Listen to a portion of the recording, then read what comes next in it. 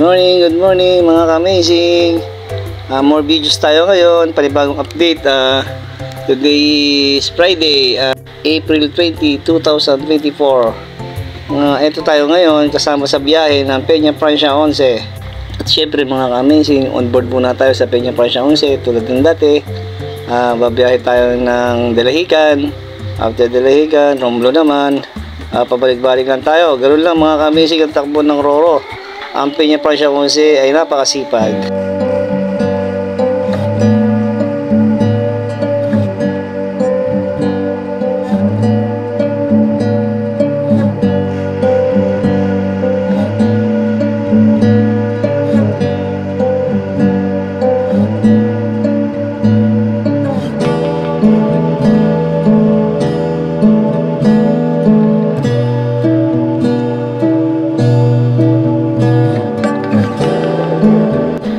Yun mga ka-amazing, kitang kita ang Star Horse na Peña Francia 5 bumabiyahe.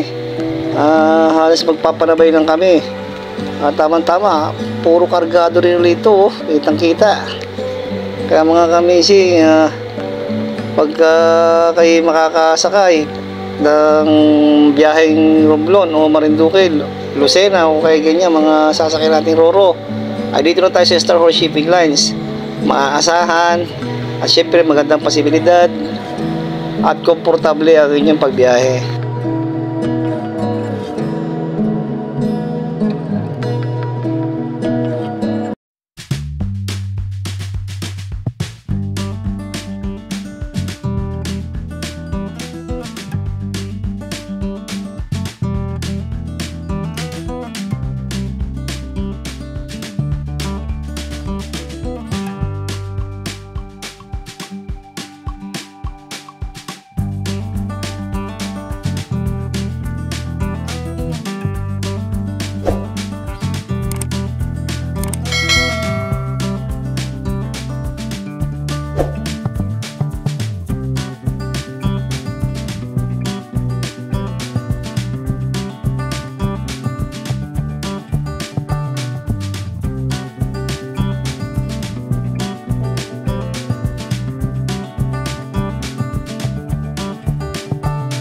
At yun mga ka-amazing, daking na ang 11.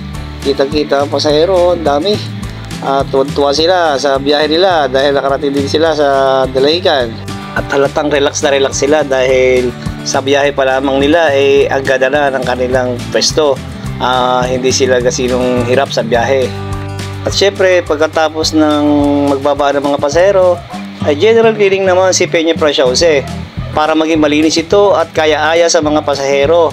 Maintain lang tayo sa paglilinis dito. Ito ang pinaka-maintenance na para gumanda ang ating barko at tangkilikin pa ng iba pang ating mananakay. At yun mga ka-amazing, maraming salamat sa panonood nyo sa content ko. At sana ay sumubaybay po kayo lagi sa aking video at sa content kong ito. More videos pa po ang bibigay ko po sa inyo. Maraming salamat mga ka-amazing. God bless!